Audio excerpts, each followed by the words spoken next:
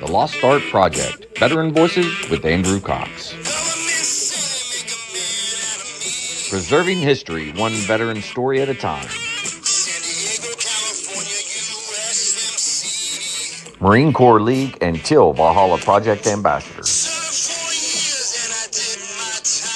Thanks for tuning in to the podcast that's given a voice to our veterans.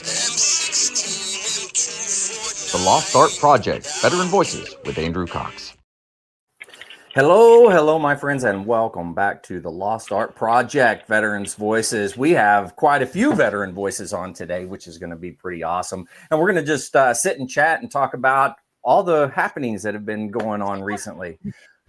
So if you're enjoying these podcasts, though, make sure you go hit up the website. That's thelostart.podbean.com. Go check us out, see what we're all about. And then also a big shout out to the Till Valhalla Project. They're out there doing amazing things. If you haven't seen them, you need to go check them out. Even if you have seen them, go back and check them out. Try to support them as best you can. That's tillvalhallaproject.com.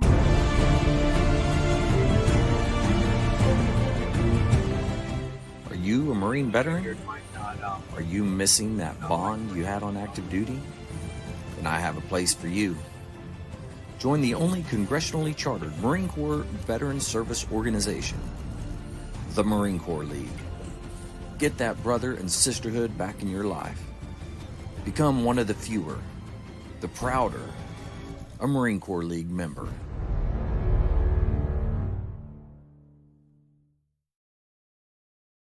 We're going to go around the country.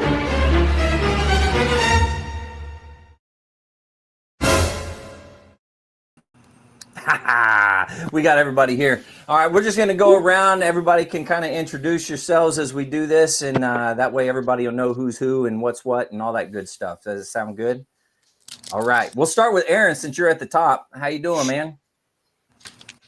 Yep, he's on mute. He Come off mute here. Doing good, Andrew. Obviously used to be a regular on the show. Not so much here lately. Just living life, staying busy, doing some home improvement stuff. Right on. Other than that, everything's going great. Good.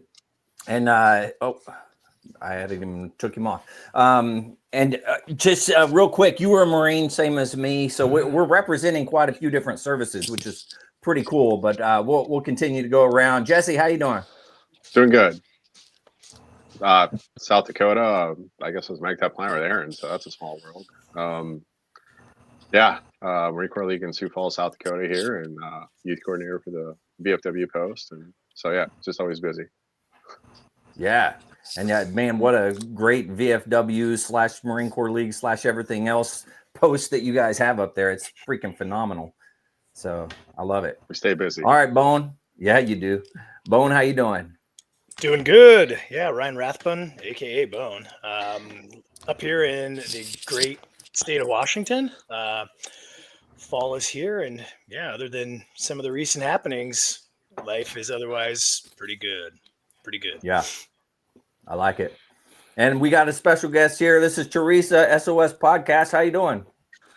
Hey guys, thanks for having me on today. I am I was about to say active duty. I am a veteran, just retired on September 1st from the Navy. I was in for nearly 30 years, started off as an aviation electrician's mate, then became a surface warfare officer, and then retired as a public affairs officer in the last 4 years. I've done a podcast about speaking up and speaking out. I cover a lot of sometimes contentious topics. And lately, as of I'd say the last 4 days, I have been covering the military service members who have taken to social media to celebrate the death of Charlie Kirk.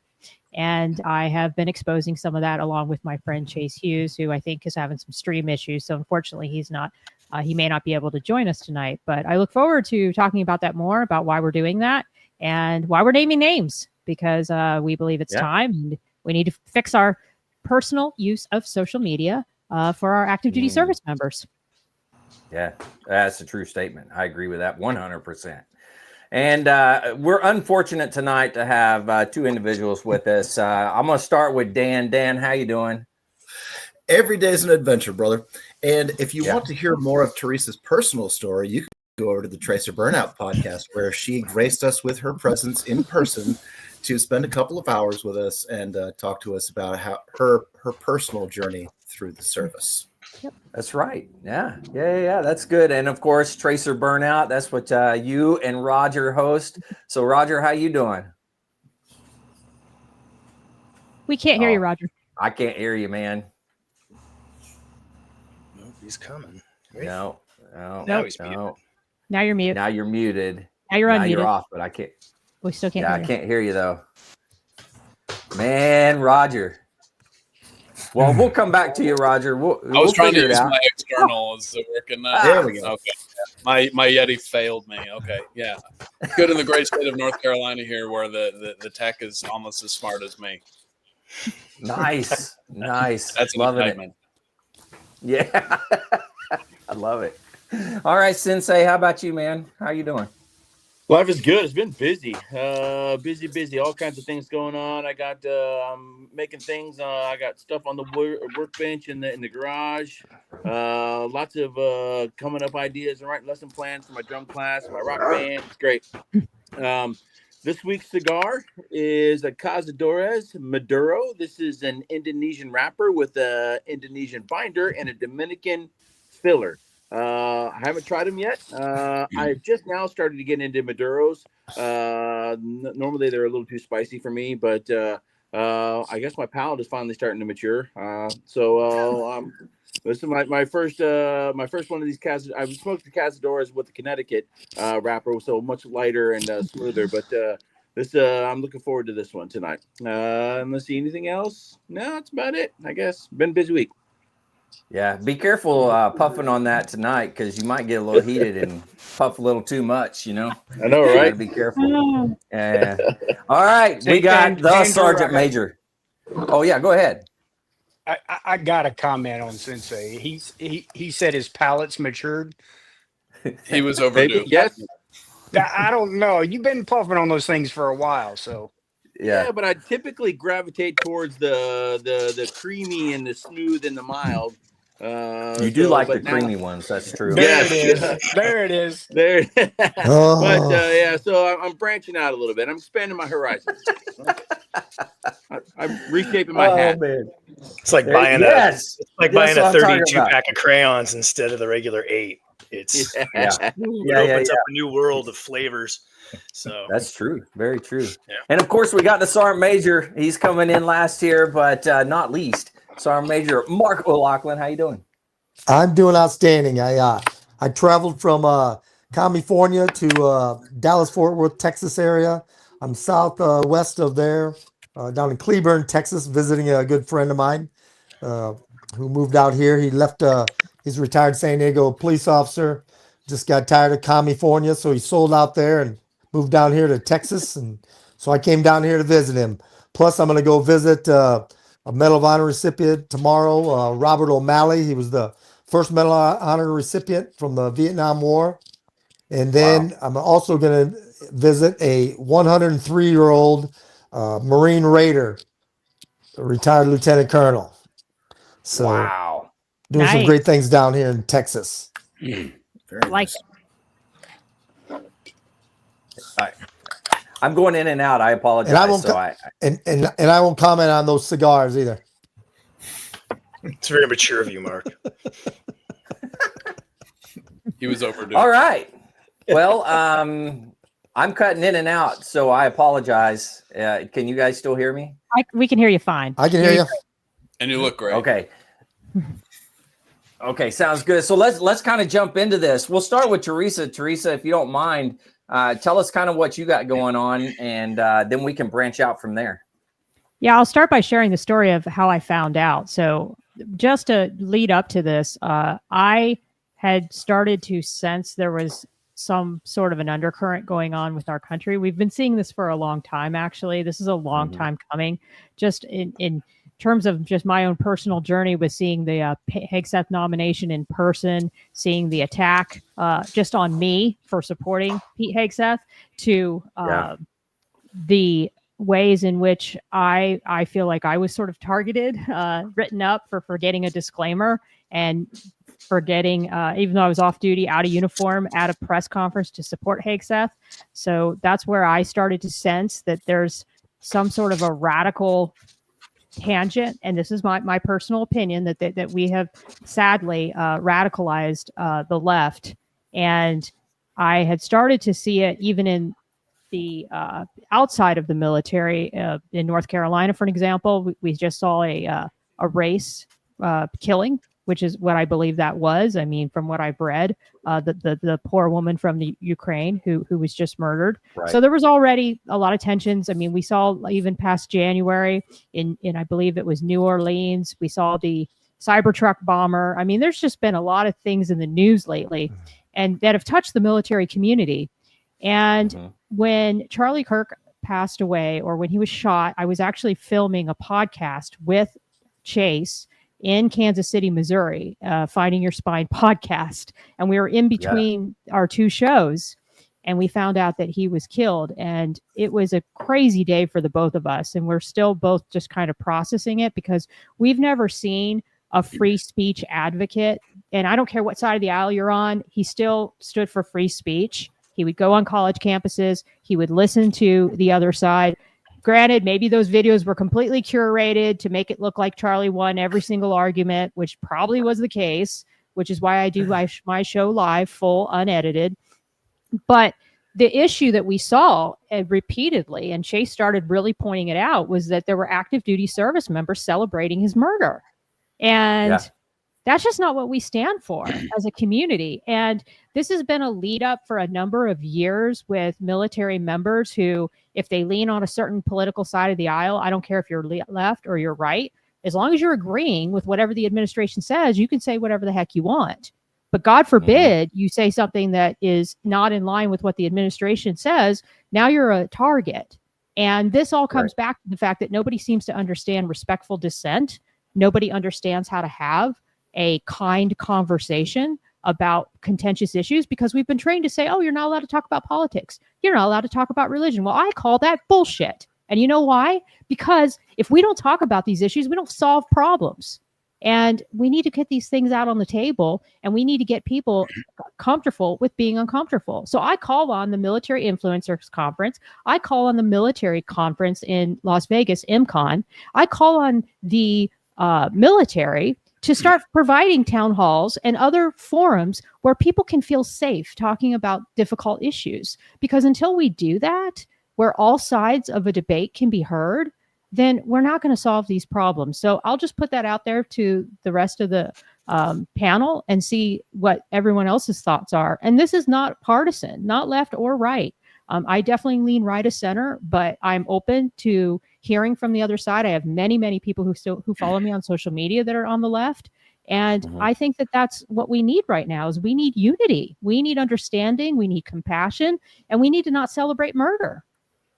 Yeah, that's very true. And that was rearing its ugly head for me and Aaron a little bit when we were serving together. So we were, I guess it was. How would you explain it, Aaron? It was, yeah, I got you. Can you hear me? Yeah. Yeah. It was, to be honest with you, having previously worked with an individual, it really never came up until we were there at the schoolhouse.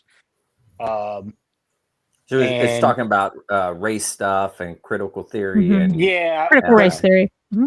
Critical race theory and all that. And I would say the biggest thing that kind of ignited everything was, and I'm not trying to make this political or anything, but it was when the Democrats won the election.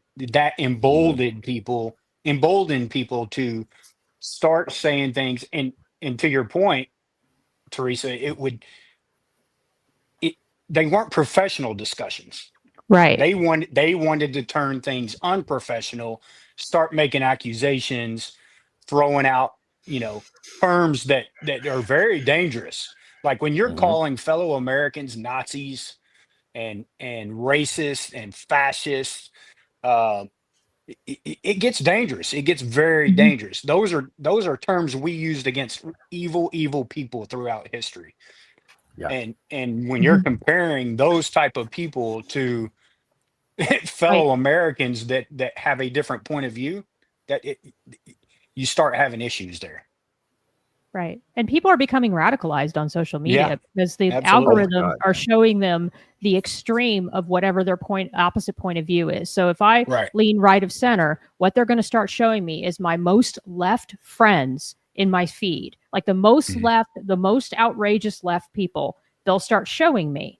And we have to understand and see through this BS and Yeah. realize Mhm. that it doesn't matter what side of the aisle you fall on, it's all a game. And they want us to argue. They want us to be divided, and they want us not to stand together and talk through these issues.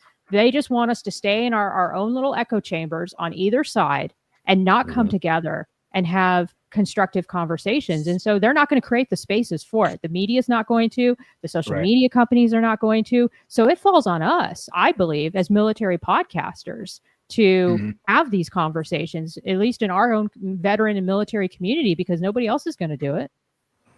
Well, This is that's true. what sells. It's Yeah. Hate, violence, Mm. discontent. That Mhm. sells. That makes them more money. Right. This has And been there's a long another. game too, though.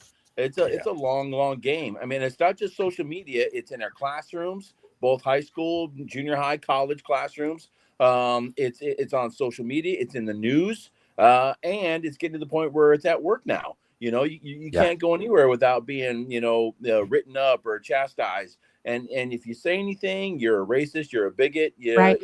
It's all because fear sells. Just like Aaron said, it's like fear sells. You have to try to ignite the strongest emotion possible, and nobody knows anything that can incite fear more than Nazi. You must be Hitler, you must be Nazi.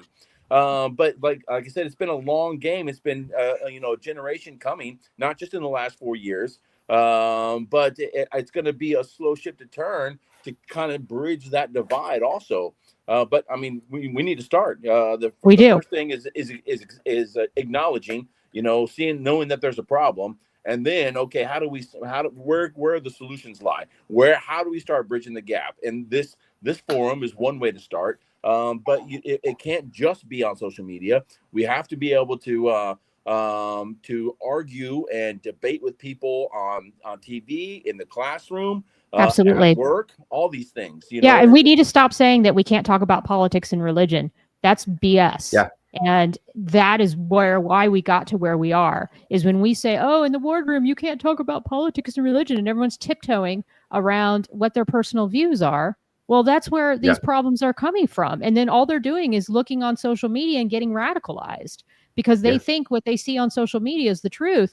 But when you meet a person on the left or you meet a person that disagrees with you on an issue, it doesn't mean that that person's bad. It doesn't mean that you're not going to agree with them on other issues. And that's the problem, is that I do believe that these companies are making money, and the powers that be are making money off of our divisiveness.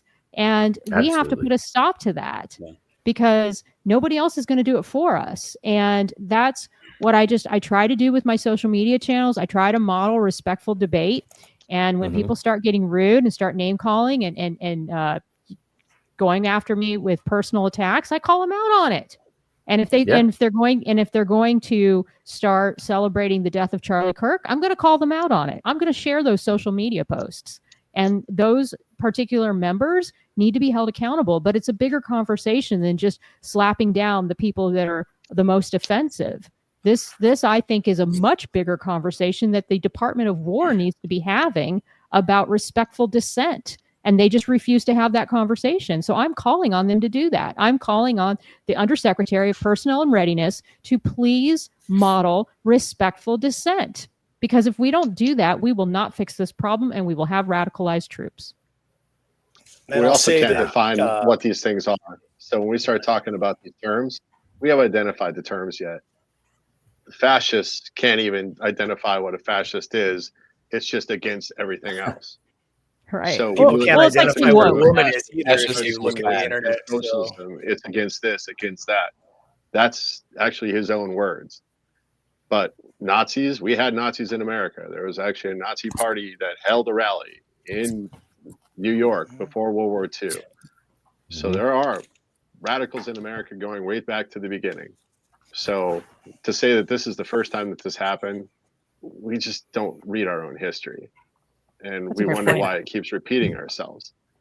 This is the most divided the country's ever been. I think 1860 was pretty divided as well. And Tito would like 1787. I mean, you just go back at our own history, but we don't learn it, we don't read it, and we don't speak it. So if we don't learn, we'll just keep repeating the same problems over and over and over again. Political assassinations from the beginning. I mean, we used to tar and feather on the streets of Boston. That was a political action right there. I don't know if you know the specifics of a tar and feathering, but it's not very a gentle process. So we're just upping the tools, but we keep using these extreme words like never and always when it's this is just not new for us. We're by definition a violent nation. So we can either adapt it and move forward or embrace it, and this is just how it's going to be. So I agree. I had a conversation this morning with a really good friend of mine in California. The media, the military has a race problem or a white supremacy problem. No, we've got a social media problem. Yes, we've always had a social media problem from the beginning because no one can ever define what social media policy is. Right. What was said with a bottle of Southern Comfort around a fire pit in 29 Palms is now being said online for the world to see. That's so true. The stupidity that we would come up with on a Friday night because we couldn't afford to go to San Diego or Las Vegas is now being put on the open as like an official policy because we can't figure out how to take our uniforms off.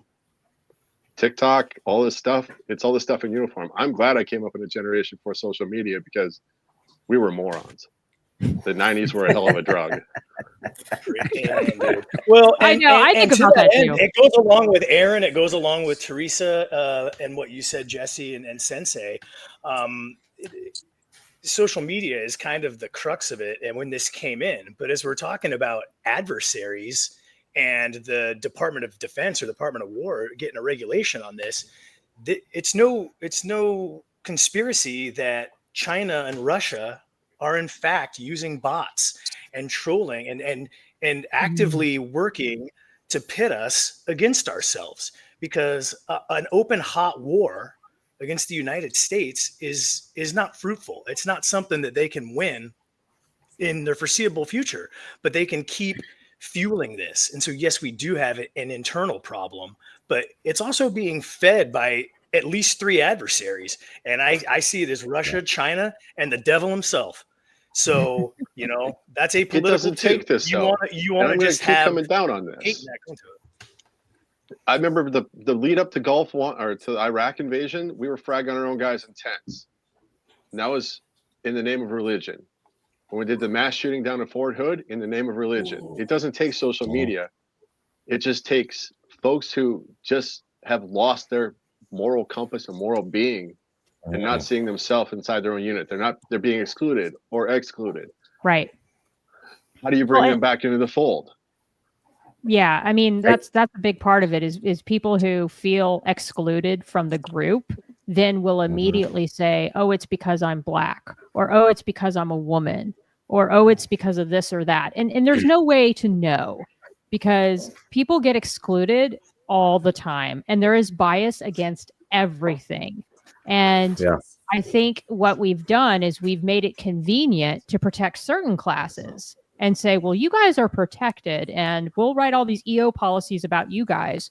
But these other people, they don't deserve any. These white guys who might be excluded, they're not going to get any protection. And it really doesn't make any sense because a bias can happen for anything. And absolutely. That's the conversation that we need to be having. But instead, we spent the last 4 years being obsessed with our identities and having it just thrown into our faces that, oh my gosh, we have to have the first woman of this, the first Black, Asian, whatever of this. And, oh, by the way, now we've got to protect other genders that may not scientifically, and this is my personal belief, it doesn't have to be everybody's. Now we have to protect all these other genders that aren't that I don't feel are scientifically proven and are impacting deployments. I mean, there's just been so many things that we've just been pushed and told in the military that this is what we're going to focus on. So then Hakeseth comes in and says, no, that's not what we're going to focus on. We're going to focus on lethality and readiness and all these other things. But I believe that there's people from within who are malicious compliance and fighting him and fighting his staff. And I believe, you know what I mean? So I think that it's almost impossible. And I think what happened after the death of Charlie Kirk assassination was that we saw the fissure in real time play out online. We saw all these divisions within the military spill over into the public space, but they've been there for years. Yeah. I think as far as the military personnel who are being fired or relieved or what have you, I think that they've forgotten the first part of their oath, which is to support and defend the Constitution of the United States, which is free speech, and celebrating the death of someone expressing that peacefully, expressing his freedom of speech. That's the problem. Absolutely. They have forgotten that their oath is to the Constitution and to the people. And like you guys were saying, they think that their oath is to now their gender or their ideology or to their race, their subgroup, rather than the nation as a whole. I never thought about it like that. That's a really good point. They have identified.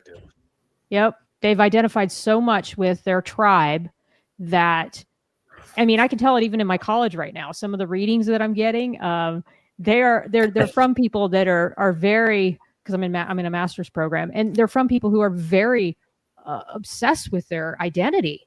Like, that's the only thing that matters, is that identity. Because I think you're right. People are very tribal and they want to belong. And this identity, whether it be Black, female, profession, whatever, it makes them feel like they're belonging, but it's at the expense of the unity of the troops having something in common to share with their fellow man and woman who might not be of that same identity. Yeah, I think that forgetting our sworn oath that we all swore, officers and enlisted, to the Constitution and to the nation, to the people of the nation, I think that is something that has become kind of rubber stamped at a re-enlistment ceremony. Yeah, and that's the wrong answer. The services need to remember that they are serving. They are serving the nation and the people and the Constitution. And it's led to all the, I think that is at the core of all these fractures. Yeah, I agree with you, Dan. I taught extremism training when it came out, and it was very contentious to teach it. And I just took the approach that it was about unity and about just stamping out anybody with an extreme belief. I didn't try to take a left or a right approach to it, even though at the time it was more geared towards people who were right-wing extremists, but I didn't care. I just took it as this is, and it was actually a productive day where people talked and they discussed their issues. And I think that that's what the military needs to get back to, is creating space for healthy debate. And if we don't model that as veterans, then we're not helping to set that example. And I think there are ways that the military community can do that through these kinds of podcasts, talking about it, or through, like I said, these in-person conferences. I mean, what is stopping MCON or MIC or some of these other conferences from doing a Charlie Kirk style debate about certain issues and having people come up and ask a few speakers about what they think about certain issues? A speaker who like me identifies right of center, a speaker who identifies left of center, and just asking thoughtful questions about what people think about those issues. Why can't we have those public conversations? And I'll turn that over to everyone to answer that. Like, what's stopping us from doing that? I'll say, at least in the military, you have the fear of the chain of command. How do you speak out? I mean, if you're speaking out against somebody that's senior to you, then you're chancing retribution. not outright retribution, but you may be bringing on some tomfoolery or some shenanigans that kind of go on behind the scenes. You got an extra duty here or something there, or blatantly outright, hey, shut up, sit down. Are these things on, kind of thing? Do what I told you to, all this guy. So I think that's one factor of it, and I think another factor that we haven't really touched on yet is the lack of what's the word I was looking for? The lack of accountability online. Like all these kids back in the early 2000s, late 1990s, early 2000s that were playing Halo and teabagging each other online. You can't do anything online. You can be an absolute jerk online to people without repercussion at all. And now those people have grown up. Now they're doing it on social media instead of on Halo or whatever the game is these days. But it's people doing it online without repercussion. There's nobody there to hey, you're being a jerk, or you're being much more than a jerk. You're gonna get punched in the face, because you're being rude. I'm not a Nazi. Stop calling me a Nazi, or I'm gonna punch you in the face, kind of thing. And you get punched in the face once, and you're like, wait a minute, okay, that was dumb. I brought that changes on your perspective pretty quick. Yeah, it does. Yeah, it does. But there is no repercussion online, and the same thing for our newscaster, our mainstream media. They can say whatever they want online without repercussion. Oh, Right. You caught me! I lied. Okay, I'll draw that one back. Okay, well, they don't even have to do it on the internet. They can do it right there, broadcasting to millions of people across the world. Sadly, because of I think it's the Smith versus Sullivan. New York Times versus Sullivan. They can say as long as they didn't know it wasn't true, they can get away with lying. And so there is a call right now. I saw it on X to bring back the Smith-Mund Act.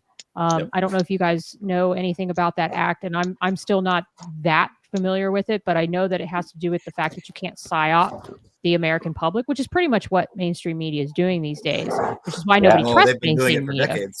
Right. And that's why people are turning to podcasters for the news instead of the mainstream media. But there does need to be a crackdown on on journalists who lie, number one. And then number two, on military members who display unprofessional and disrespectful conduct online. It is not a free speech issue, as Amy McGrath tried to say today, a progressive liberal, which is okay. I don't care that she's a progressive liberal, but it was such a politicized post for her to say that when it's obvious that some of these postings were celebrating death and were celebrating an assassination. So I thought it was very irresponsible for somebody of her stature and somebody of her social media following to say something like that. Yeah, granted, there's probably been some people who've been reported that shouldn't have been reported. Yes, I get it. But there are also several examples of people who were inciting violence with the way that they were posting, and they need to be held accountable. Well, that was big in the Marine Corps for a while, was the the social media. It was like you can't post anything about politics, and there was like a list that they had for a while, and it was doing pretty good, and then it went out the window eventually. So when I was in college, I was a 27-year-old freshman, and by the time I was a junior, I was an RA, and Facebook came out, and that was back when you still didn't need an EDU account to get to Facebook. And so the majority of the time I spent as a resident advisor was basically walking freshmen and sophomores through cyberbullying or somebody calling them something online. And being a staff NCO from the Marines, walking into a college classroom in a dormitory with a bunch of freshmen and sophomores was eye-opening. It was shocking because the amount of feelings that I was going through every day. And I had my little 5-cent Lucy desk set up. I was like, all right, tell me your problems, kiddos. What do we got? It was like being a platoon sergeant all over again. But we came up in that world where I got an advanced reading of what was going to happen. And I started seeing this when they opened it up outside of the college campus. And you started seeing it .com, and you started seeing my parents come on and like, she called my raisin biscuits garbage. And I'm like, well, Mom, they kind of are. But she just said it on a public forum. It's just on blast. Everything's turned up to 11. So conversations we used to have with each other in a classroom or in a hallway are now out there for everybody to see. It's just everything is a raw nerve, and everything is getting just salt thrown in it all the time. So how do you take the salt away? You just have to have more conversations and listen. We talk, but we don't listen anymore. Well, you can also internally look, take it upon yourself to not stick yourself into an echo chamber where Theresa said you're getting force fed the opposition's worst views and reinforced with other ones. But then also just look at yourself and stop and take a breath and realize I have the raw nerve. And yes, it is getting salt poured on it, but you can choose to let that anger fester, and you can choose to lash out in that, or you can be calm. Exercise your free speech, but be reasonable and put your opinion out there, as opposed to a tit for tat or and again, easier said than done. We're all people.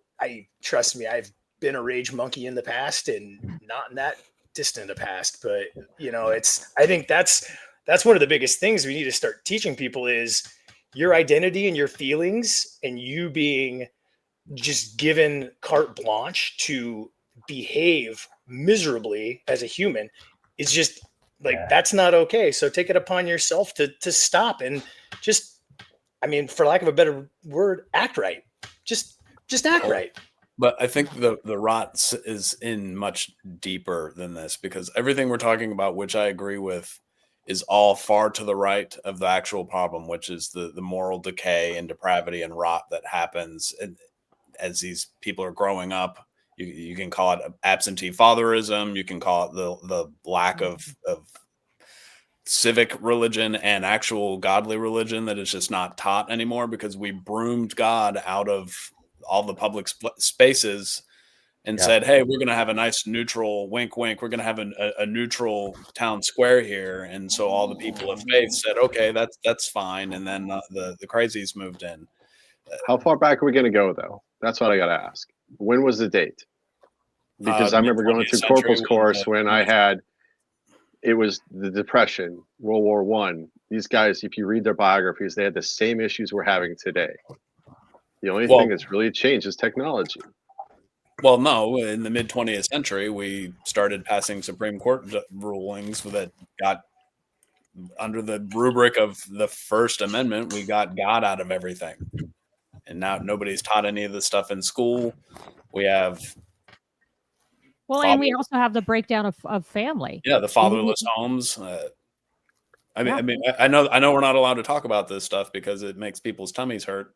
But the reason why people are radicalized and they're screeching and celebrating about the murder of an innocent person is because they weren't told that was a bad thing to do when they were kids. I think to that point, if I mind chiming in here, see, that's case by case basis. So not to give you my whole background, but I like to think that I was not raised in a great home. Sure, I attended church. Sure, I was kind of given that direction towards God. But I ended up being okay. My nephew is going to boot camp now. He's, I think, going to be okay. Do I have family members that have kind of grown up similarly that have not been okay? Yeah, absolutely. Where I was going to take this is what we do know about the assassin of Charlie Kirk is that he was raised in a conservative home. Sure looks that way. Yeah, godly, mother and father there. From what we know so far, right? He went off to college and he became radicalized. So I think, Sensei said it earlier. It's in the schools. It's in education.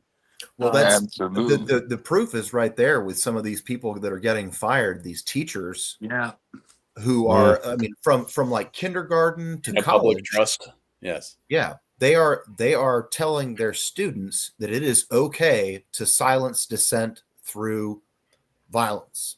Disagreement is violence against you. Yeah.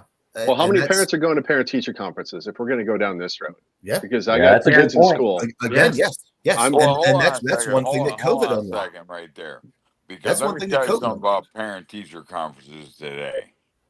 You can go in there with a valid question, and they want to treat you like a child until you're in timeout because you got a teacher bullying children and threatening them.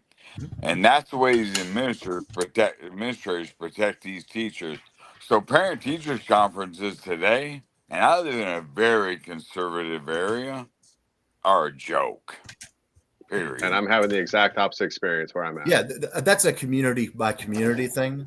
But yes, but when I start seeing, I got elementary school kids. When my kids are in elementary school, you can't find an open parking slot in the entire school. Middle school, same thing. As soon as you go to the high school, crickets. I can walk in and talk to any teacher I want for as long as I want. So at a certain point, parents are kind of giving up too. It's like we're handing the reins over to the school, see where it goes, because they're at the age where they're going to start venturing out on their own. I've got other things going on. I don't have to helicopter my kids around town from soccer to baseball to football to everything else. They just kind of burn out. So maybe it's time to just, if you want to be involved in the school, be involved in the school. There's parent-teacher conferences, there's PTOs, there's everything you can do. How much time are we spending in our own communities making the community want to live in? And I preach about this quite a bit to the organizations around town, is our organizations are failing. Our VSOs are not as big or strong as they used to be. We're losing the Moose, the Elk, the Lodge, all these things. And there's this giant gap between where the government is and the individual is, where we used to have these organizations around town to pick up the slack. So as they start failing, we're starting to see more issues. And that's where I'd say the break is coming. Yeah, the collapse of community can be tied to the social media, because you've found a community that is in an imaginary space rather than actually in person. Yeah, that's a great point.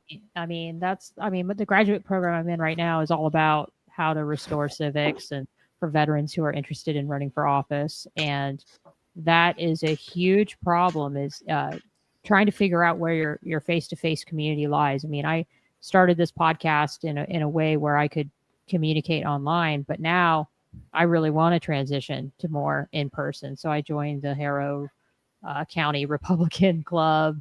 I've joined the VFW. I've tried to make some small inroads in my community so far. Not too many, because I do 2 shows a week and I still love what I do online. But I realize that this stuff online is not necessarily altogether healthy, because it's a false sense of where people's opinions lie because they've been radicalized.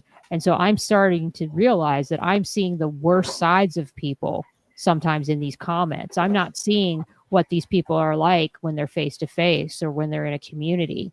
And so I have to be very careful as an online podcaster to make sure that I give my own community some. I also joined the chamber as well, and I want to be more involved. And I think that's what we have to do, is we have to figure out a way to get, like you said, Dan, these people off the internet, and also educate them on what this internet is doing to them. Like you said, I think it was Sensi, I forget who said the thing about the China and these nefarious actors from other countries who are also doing this. So it's a scary thing that's happening online, and I don't know where it's going to go next, to be honest with you. I'm scared for our military. I'm scared for our active duty, that there's going to be there's going to be some kind of a hate crime against a service member. I hate to say that, but I do see something like that happening.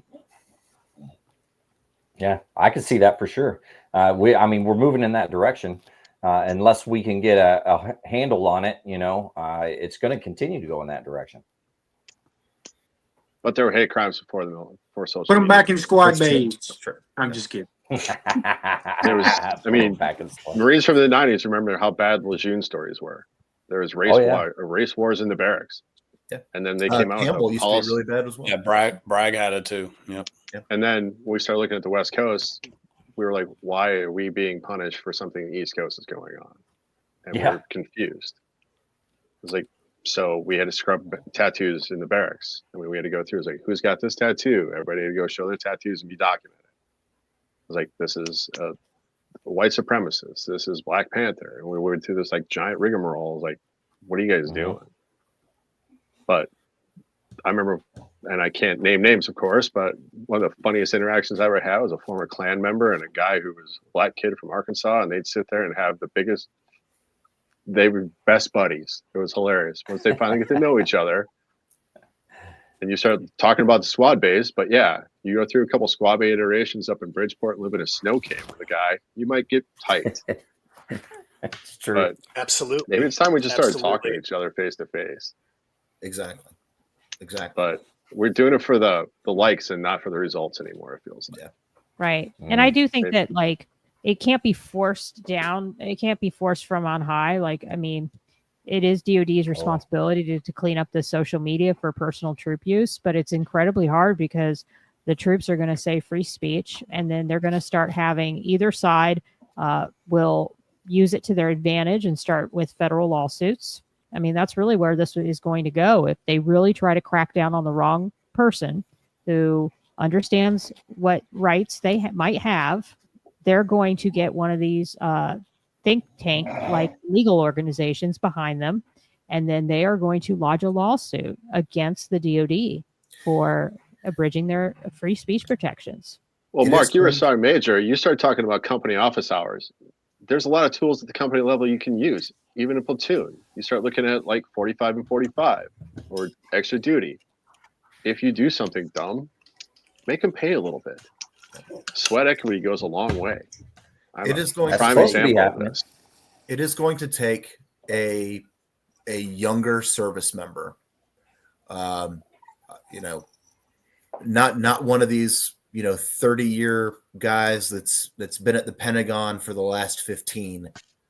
It is going to take somebody at the company or battalion level who has a good head on their shoulders and a good awareness of social media and military policy to craft this policy. Yeah, I didn't think about that. Because the people that have been in charge for the longest time and are just, you know, riding it out. Know what to do. You know, because they don't have anything except the military, or they're trying to anchor down that contractor job once they retire and they have all their connections in place. They don't care. It's not a problem that they can beat, you know, with a hammer. It is going to take a reasonable younger officer or enlisted, or maybe a group from across multiple services, to craft a well-reasoned policy that can be actually applicable. And I would also say that it's going to take some active duty influencers to take the lead. Right now, we've got some really good influencers on especially Instagram, but they will not touch politics. And they are too afraid because they've been indoctrinated like everybody else that you're not allowed to talk politics and religion. But I'd really like to see them take the lead in showing our service members what respectful debate looks like, sharing their points of view in an open forum, letting the audience ask them questions about their personal views, and showing others that this is what respectful debate looks like. And I'm calling on them to do that. I mean, there's a lot of them. There's, you know, Keegan Dunlap. There's I don't remember Riley's last name, but she's amazing. The Marine bobsledder. She's been on my show a million times. Wonderful lady. I'd love to see some of them take on some of these harder issues, but I know they feel it's going to threaten their brand, and it's going to threaten their sponsors, and it's going to threaten their reputation. And I would say that if they don't start talking about it, they're the ones that are now growing up in the military that have to deal with it. They have to deal with the people around their units that are they're committing these problems. They're invested whether they want to admit it or not. Right. That's true. Right. And people they're listening to them. I mean, it'd be, you know, they could start slowly, like just push a little bit at a time, you know, cover one topic and kind of move on to something funny later. And then, I mean, they could do it. Well, Theresa, you were just at the MIC, right? I went last year, and it is next week, actually. Okay. The MIC starts next week. So I don't think there's going to sadly be any open discussions about this. I'd like it if maybe there was maybe a moment of silence where we all pray for unity and strength and something like that. That would just, I think, be good as a baby step. But the unfortunate part is that I was at MIC last year and it was great. Don't get me wrong. Curtis Riggs is amazing. All the organizers are great. I highly recommend everybody go to MIC. I'm very grateful to go back again this year, but I wish they would address some of these issues or do like a Charlie Kirk debate style presentation. It would be so well attended, and if it were run right, where people could ask questions about hard issues, I think a lot of people would benefit from it. Is that something that you are planning on bringing up while you're there? Oh yeah, I've already brought it up. I even put an open post today about it. Roger's the social media guy, not me, so I don't know about that. Yeah, I had the idea this morning actually, and decided to run it by a few people, and then I made it into a post. Like I said, I don't think it's going to happen, but one day I think it would really help to have those kinds of things. I mean, like I said, when I watched Charlie Kirk, and again, I'm watching edited, sound clips that probably always make him look right, which I don't like really. But I think something like that, where we can see both sides, could really help. Yeah. Well, what I would say is since you're going again this year, I would say that bring it up with those same people in person. Oh, I will. Definitely. Have that, like we were just talking about, have that in-person conversation. Yeah, absolutely. I hear that a good headlock and forcing somebody to do something works well. I was going to say, That's take what them I to hear. the tree line. Yeah. There you go. The tree line too. Yeah. Absolutely. Well, I mean, the common theme here is it's hard to say no to your face, right? Right. Yeah. Right. Well, I think that the issue is that they've only got a limited amount of speakers and they only have so much time. And this is a commercial venture for the team. And talking about hard issues doesn't make money in a peaceful way. I mean, that's the problem, is that, I mean, Turning Point USA probably wouldn't have been Turning Point USA if it didn't have a political side to it. So to that point, I think it's not instant gratification. So many people, so many young people nowadays want instant gratification, and they don't want to invest anything because there's not an immediate return. Right. I'm struggling so hard with that true. in my band class right now because no kids want to practice because it's not immediate success. It's something that you have to refine over time and put in constant work, constant practice. 10,000 hours to master something. Yeah. I'm so like kids don't want to do it, so I'm having to drive. I mean, I'm doing new things every day just to keep their attention. It's tough to try to plan out my curriculum when I have to try to do something new and flashy and every day to try to keep their attention and try to find new things online that I can, hey, go watch this video. Hey, log on to this and you can play along every day. And I mean, it's tough. Don't use me as an example because I've tried to play instruments for 35 plus years and I still don't have it. Don't lie, Aaron. You're out there with a fiddle somewhere. I'm 52 years old and I just picked up guitar. I mean, it's fun. It's kind of reigniting my education bug, to learn something new and invest my time in something new. But it's to try to connect with the younger generation that that everything is at their fingertips right now. And heaven forbid, that the website's buffering and you're like, oh, why can't I get this and blah blah. And then like most schools are a one-to-one school where every kid has a computer. So it's in the classroom, the screen time issues, and we're telling them, okay, you got to watch your screen time, but yet everything that we do is on Google Classroom. They're on a screen to do their classwork, but we're telling them, oh, okay, in my school where I teach, our junior high kids have to put their phones in these what do they call them, Faraday bags or whatever, they call it's called. But the high school kids just have to put them. They have to put them on a little keeper when they walk in the room. So it's the kids are still on their phones. I don't know. It's weird. But we're telling them in one side of our mouth, hey, you gotta watch your screen time, and on the other side, hey, get on Google Classroom and do your homework. But it's a tool. We keep coming down and we beat these kids up about using their phones and screen time, but it's a tool. It's like when I was in high school and they said, you're never going to have a calculator in your pocket and a phone. I'm like, well, I hate to say it, it's all right here. I have a GPS in there too. Right. We have to change how we engage with them, and it's a maximization policy. I mean, I came from the knowledge management background. How do you get millions of records into a database and make it apply to something that's realistic in front of the decision makers? It's a tool. And if we start taking away tools, they're not going to pay as much attention to it. You have to basically incorporate that into the classroom or into the learning environment.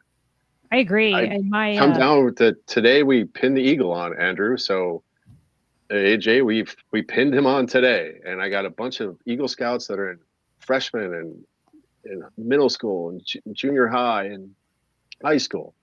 It's a tool. How do you use the tools that are available? It's like teaching a carpentry class and saying, well, you're not always going to have a hammer, so you're going to have to use a screwdriver instead. Figure it out. Give them the tools and make it work. They got apps and all kinds of stuff for just about anything nowadays. Right. That can help when learning something. AI. Why are we teaching backwards instead of pushing forward? Right. Yeah, I mean, just because we don't understand doesn't mean it's real and not real. Right. When I'm in college now, we're allowed to use ChatGPT and AI. What we do is we just put a disclaimer at the bottom, and they understand. They understand that we're going to use those tools to help us write. I mean, the way I write my social media posts, I don't even get rid of the M dashes anymore sometimes, because I'm like, I don't care if people know that ChatGPT helped me write a post. It doesn't really matter. What I'll do is I write the post out, and then I give ChatGPT a prompt to do, to tweak it and to make it a little bit better or do something new to it. And then I use that. And that's just the new, like you said, I think, Jesse, you said that about, like, it's the new tool, and we have to look at it that way and embrace it, because it's not going anywhere. Yep, agreed. I keep going back to the 90s because that was my formative years, because I learned how to land nav with a compass, and then we got hand and pluggers. Now you're going to do GPS across the desert. And they said, well, you're not always going to have a plugger. Like, well, yeah, I will usually have a plugger, but I still learn how to use a map and a compass and a protractor. It was just, you're going to have to get used to more and more tools. And that's just how the world is this day. I mean, I've got a USGS, or not a USGS, but I have a GIS photo behind me. I remember having the conversation with my ops chief in 7th Marines in the 90s saying, GIS is going to be the command post of the future. We need to figure out how to integrate this in. He was like, I don't care. Buy plywood for targets. That's my priority right now. That was how we fought ourselves and limited ourselves repeatedly. Yeah. 5-10 years later, now command post of the future is out, and we're having to figure out how to integrate GIS in, because we made it an emergency and we turned it into something that was limiting us, because we didn't want to be in the leading edge. We wanted to be, we'll catch up when everybody else does. That just seems to be how we're doing a lot of things in America these days. It's not a problem until it becomes an emergency. You can see these things coming from miles. Drones, Ukraine, they're giving us a free life lesson. Yeah. How do we learn from it? How do we adjust? And how do we move forward? Mm-hmm. So, sorry, Very soapbox for a like while on this one. Well, we as humans have always been better at adapting rather than anticipating. We adapt to a problem far better than we ever do to anticipating it, and that's not. But it hurts not the best so answer. much more, though. It just hurts. It's just the way that we have been always. If I can learn from somebody else's mistakes, then I don't feel the physical pain later on, or the financial pain. True. I've done the small steps to get there, and I don't have to learn it nature, with man. a club over my. Yeah, it's a cop out, I think. But well, look at 99% of everybody. I mean, that's how it is. Yeah, it is the well, that's the way that we've always done it. Mm-hmm. Which is the dumbest thing I've ever heard. That is far more pervasive than the hey, we know this is going to be a problem, let's fix it or get ready for it now mentality. Yeah. You know? Well, I'm not saying it's the right answer. I'm just saying that's just but it's always an emergency then. Yeah. So nothing is an emergency anymore. We have to keep relearning these things because every generation we're invaded by barbarians. They're called children. Right. I have to say, like, Sensi, when you're talking about the guitar lessons and how, the young kids just want that instant gratification, I'm pretty sure my parents felt the same way about They me did. when I was 20 or 30, or when I was in my teens, or actually when I ripped off my braces, and hence I got braces now because I was so, impulsive and didn't want to, so I think that's just also part of being a kid. But to bring it full circle to what we started discussing at the beginning of the call, there is going to have to be some kind of a reckoning with technology and acknowledging the way this younger generation uses these tools. And I think what we saw with the assassination was a wake-up call, hopefully, for DOD or DOW rather, to model respectful debate. I really do believe that that's the solution, is to show our service members what respectful debate and dissent looks like, because that's part of leadership, is to choose your battles. And when you want to do something a different way and you think that you have a better way of doing something than what your leader has suggested, how do you approach that person, and how do you build advocacy and support for that new way? Or how do you innovate? How do you come up with a new idea? And if we don't show our troops how to do that, well, I think we're failing them as leaders. And I do believe, like I said, that there are spaces in person. Those MCON and MIC are just two that I can think of off the top of my head that most people in the veteran influencer space know about. But there's, I'm sure, other opportunities. Like I think I saw Ryan Hunt. He does a vet social or something. So there's others that I've seen online that I do believe can be spaces for a return to civics and a return to civil discourse. And I believe that that's what is needed. I believe constitutional training is needed. I believe that instead of teaching about race and gender ideology and all these other things, why don't we teach about the Constitution? Why don't we teach about the Founding Fathers? Why don't we teach about the Declaration of Independence?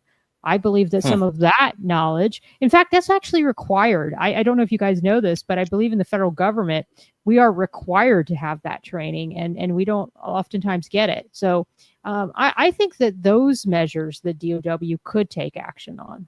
Yeah. Well, the flip side of that is that the leadership has to be open to that conversation as well. As subordinates, you have to be, strong enough, brave enough to step forward with your thoughts and ideas and feel safe in presenting those ideas.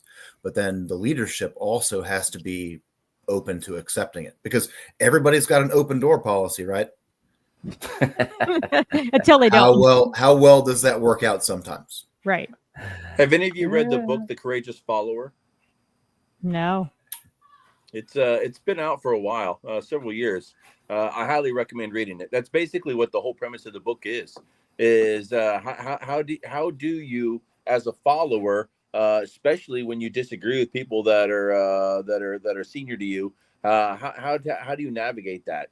And it touches on a lot of other things too, as being a subordinate, especially if somebody that's senior to you that doesn't know what they're talking about or anything like that. I listened to the audiobook of it, and it made a lot of really good points. Well, I'm going to ask this because, it comes down to competency of commanders, too. I kind of realized I came up under a certain generation. Stephen Mattis was my Regimental Commander. You question everything. We've always done it this way. It was just asking to get your ass beat.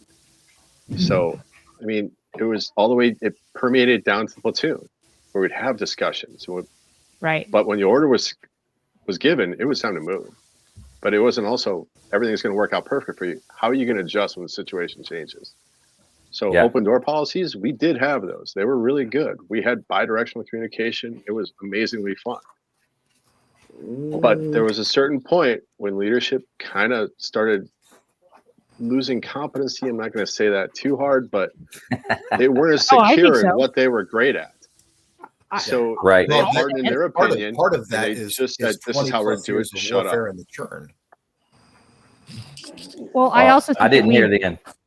Oh, go ahead. Sorry, Dan. Say what you were saying. Okay. Part of I agree with what you're talking about. I came into service in the late 90s, and prior to 9/11, there was a distinct difference from 98 when I came in to 2005, or the early 2000s, when the leadership churn had just, so many people had already done several deployments and they were done and dusted and out.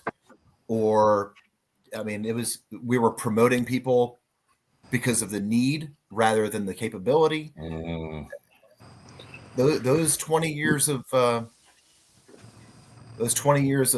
deployments did not do a good service in a lot of ways to the competency of the ranks.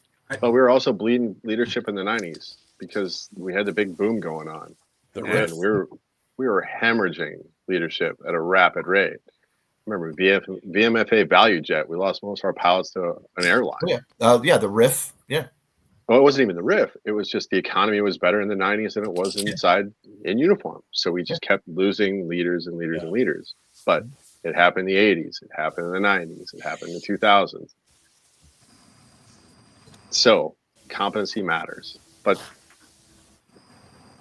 it's easier to shut people down when you're not as competent, because this is how we're going to do it. I'm going to run this thing through the wall if I need to. It's my plan, and we're going to make it work.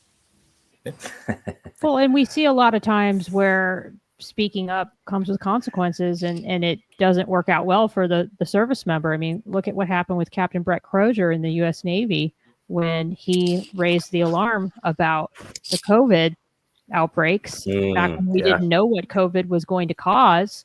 Yeah, that was at the very beginning, right? And the CNO voted to reinstate him and was overturned by Mark Esper, who was taking his orders directly from Trump to get rid of the guy. And it's really unfortunate, but that sent a message to the troops that if you speak up about how you feel about a policy that could put your service members, which is what they thought at the time, service members' lives on the line, you're going to get smacked down. And that, to me, sent a message that all we want are boss pleasers. Yeah. And another example with that is the Afghanistan withdrawal. The Marine officer got relieved. Yeah, Lieutenant Colonel Stu Scheller. Yep. He did. But it's not only him. It's the idea that these generals who knew and testified in the Senate, in the Congress, that they did not agree with closing Bagram. They did not agree with the direction of how this withdrawal was going to take place due to timing. But instead of being willing to retire and speak out publicly as a 4-star with money for life and a, Raytheon or a corporate, you know what I mean? Like they still would have the world open to them afterwards. Not one of them would say anything. No, that would burn their connections. But what does that tell you? Yeah. That tells you that the military has become infested with boss pleasers. Are you telling me that there's a military industrial complex? But see, here's the thing, Dan. These people would still get their VA disability. They'd still get their pension. They'd still be able to get to go join their Elks clubs or whatever other clubs they want to be a part of. What the heck did they really have to lose other than their values and their ethics? Because it's not about the money. It's all about what is it about? It's status. It's social status. That's so freaking sad.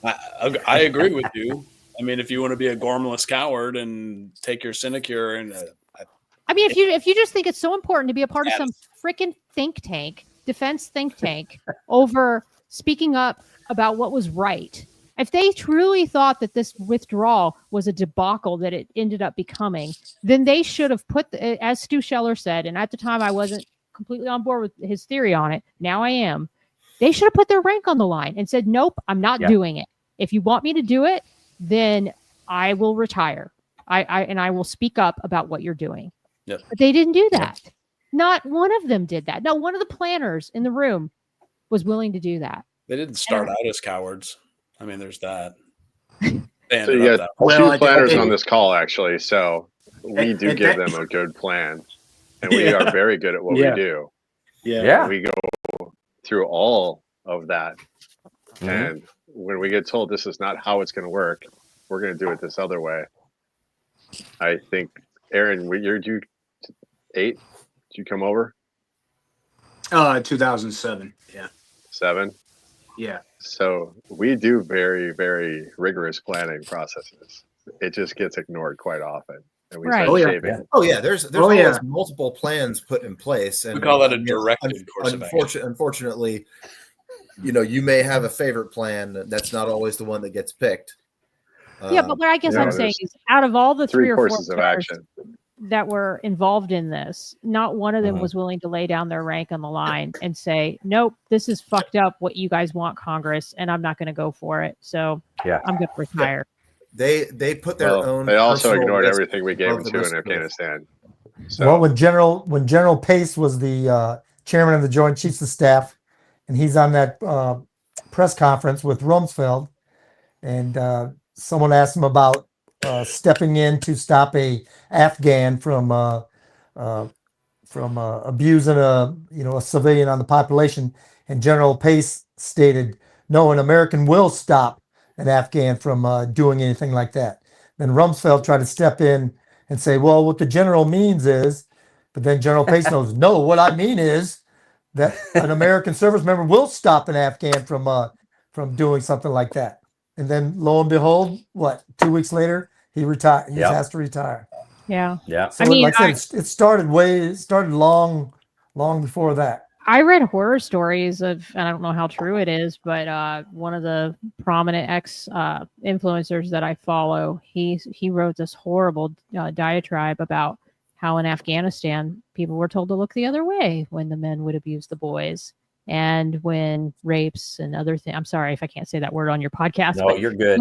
I check it's not for kids anyway, so it's good. Okay. We had a chaplain that was sent home in 2003 because he right outside of our chow hall in Afghanistan,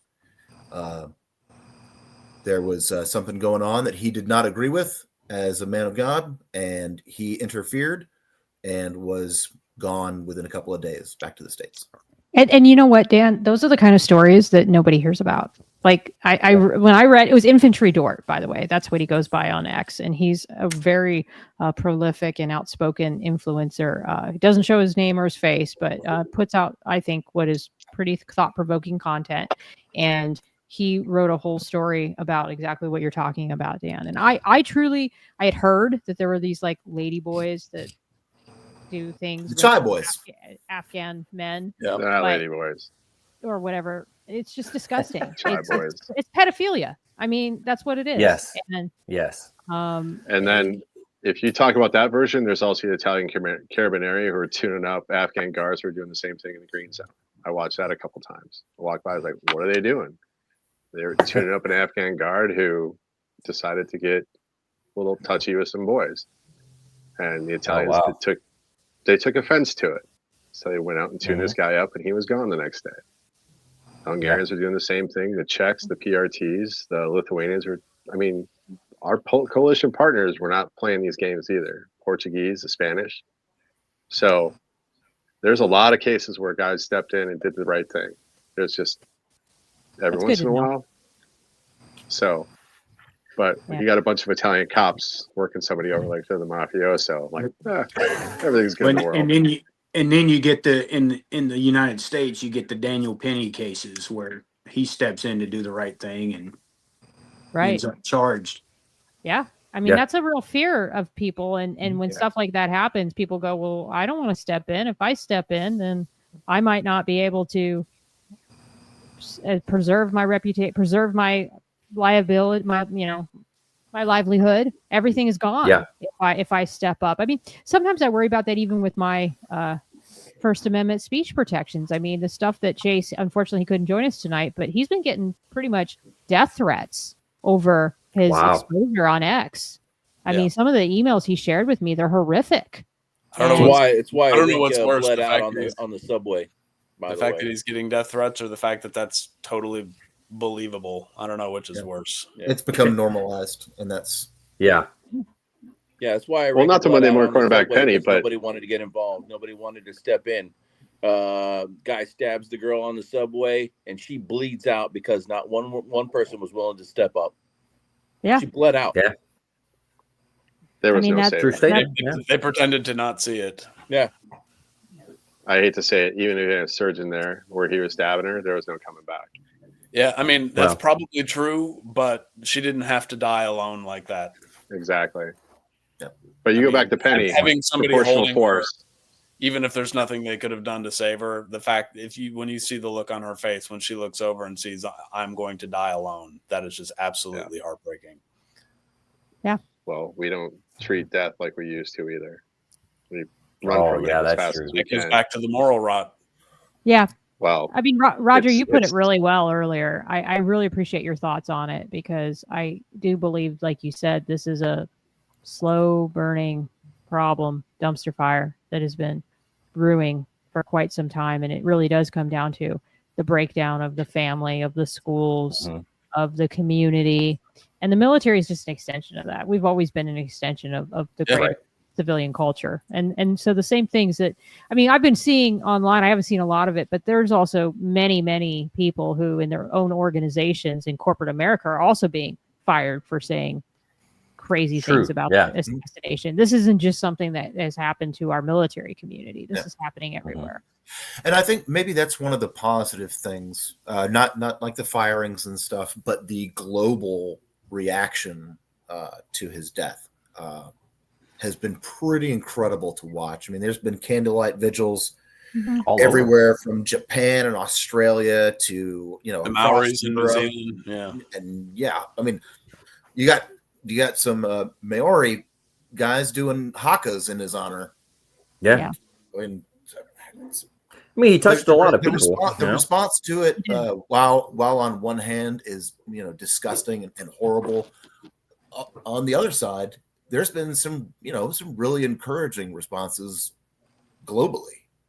True. Like you know what? Maybe just maybe, people are starting to figure out, hey, we've got to all go in a different direction. I hope so. Dan. I mean, to kind of wrap it up on my end, because I've got to go here in a little bit on a happier note. I hope this is a day of reckoning. Like, I hope this is a moment where we stop and we pause and we remember our unity. I mean, that's one thing that I'm going to be really honing in on is unity. I started a little thing on LinkedIn where I'm finding songs of unity and old classic rock tunes for now, but maybe I'll throw some rap in there and some hip hop. But I always love to know how songs got written and what the genesis of them are. So it's an excuse for me to do a little bit of a history project and then put out a nice little song, and puts me in a good mood for the day. And I mean, just every little bit helps, I feel like, to try to bring people together. Yeah. Well, hey, we can wrap this up. I would like to, if you guys don't mind, do like a moment of silence for not just Charlie Kirk, but all the things that have been going on recently. And hopefully in the near future, we can figure it out and move forward and do better. So if we could just do a quick moment of silence.